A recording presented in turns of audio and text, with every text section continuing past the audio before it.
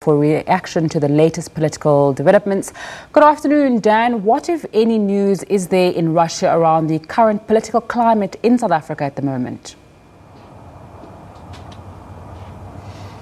Yeah, no major developments yet on what's happening in South Africa in terms of Russian reaction. I think people here in the Kremlin in Moscow are waiting to see what happened. But of course, President Putin and President Zuma's relationship has been driven by force of personality. This is bilateral relations through their like of each other. As your reporter Lucy just said, there is this bromance. President Zuma had visited the Kremlin many times, multiple times in 1 year even going on vacation here. And I think the two leaders got on very well. They are, of course, representing countries who see themselves as part of the emerging economy, driving global growth, as you say, through BRICS. And so they share that vision. They've tried to use their relationship to drive that forward.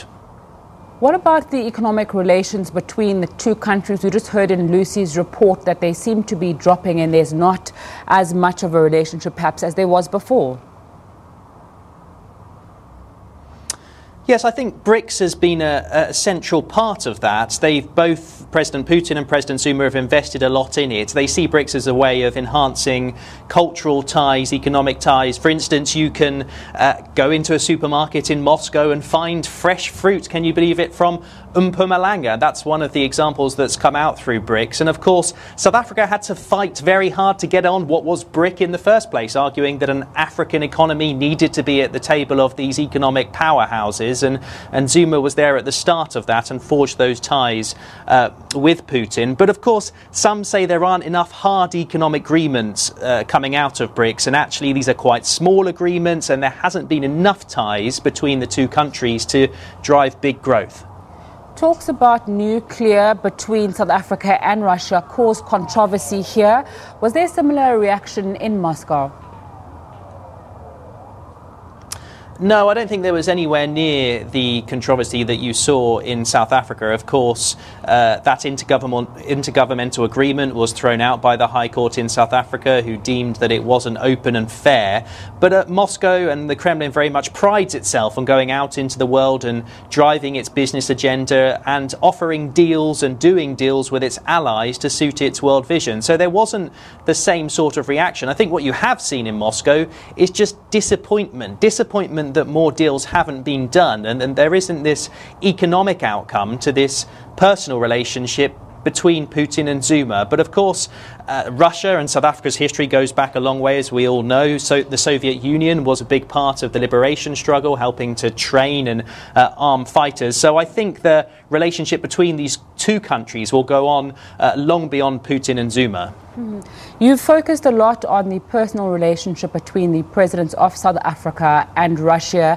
There was speculation, unconfirmed, that President Jacob Zuma wanted to stay on as president for 3 months and introduce Cyril Ramaphosa, who is the deputy president and now the ANC president, to the world with a specific look at BRICS.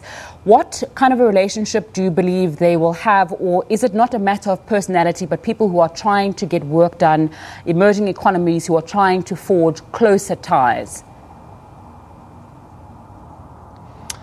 Well, I think the economy comes first when it comes to Moscow. President Putin has said many times that he sees politics as a game of the head and not the heart. And even if he was close to President Zuma, and if indeed President Zuma is on his way out, I think Moscow will now be looking very firmly at the future. They cannot afford to be turning their backs or letting relationships get ruined if Zuma is on his way out very quickly. They will be looking at Ramaphosa now and trying to forge closer relationships with him, because there are big opportunities for Russia in South Africa. Of course, we talked about the nuclear deals, but there are all sorts of opportunities that Russia can seize, and I think President Putin will be very keen to drive that forward.